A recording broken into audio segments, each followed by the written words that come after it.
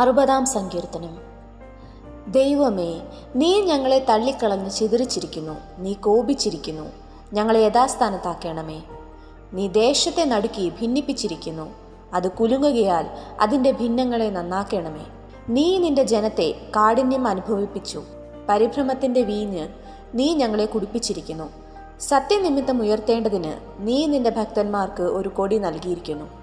നിനക്ക് പ്രിയമുള്ളവർ വിടുവിക്കപ്പെടേണ്ടതിന് നിന്റെ വലങ്കൈ കൊണ്ട് രക്ഷിച്ച് ഞങ്ങൾക്ക് ഉത്തരമരുളേണമേ. ദൈവം തൻ്റെ വിശുദ്ധിയിൽ അരുളി ചെയ്തതുകൊണ്ട് ഞാൻ ആനന്ദിക്കും. ഞാൻ ശേഖേമിനെ വിഭാഗിച്ച് സൂക്കോത്ത് താഴ്വരെ അളക്കും. ഗിലെയാദ് എനിക്കുള്ളത്, മനശ്ശെയും എനിക്കുള്ളത്. എഫ്രയീം എൻ്റെ തലക്കോരുകയും യഹൂദ എൻ്റെ ചെങ്കോലുമാകുന്നു. മോവാബ് എനിക്ക് കഴുകുവാനുള്ള വട്ടക. ഏദോമിന്മേൽ ഞാൻ എൻ്റെ ചെരുപ്പെറിയും. ഫെലിസ്ത്യ ദേശമേ, നീ എൻ്റെ നിമിത്തം ജയഘോഷം കൊള്ളുക. ഉറപ്പുള്ള നഗരത്തിലേക്ക് എന്നെ ആർ കൊണ്ടുപോകും? ഏദോമിലേക്ക് എന്നെ ആർ വഴി നടത്തും? ദൈവമേ, നീ ഞങ്ങളെ തള്ളിക്കളഞ്ഞില്ലയോ? ദൈവമേ, നീ ഞങ്ങളുടെ സൈന്യങ്ങളോടുകൂടെ പുറപ്പെടുന്നതുമില്ല. വൈരിയുടെ നേരെ ഞങ്ങൾക്ക് സഹായം ചെയ്യണമേ. മനുഷ്യൻ്റെ സഹായം വ്യർത്ഥമല്ലോ. ദൈവത്താൽ നാം വീര്യം പ്രവർത്തിക്കും. അവൻ തന്നെ നമ്മുടെ വൈരികളെ മെതിച്ചു കളയും.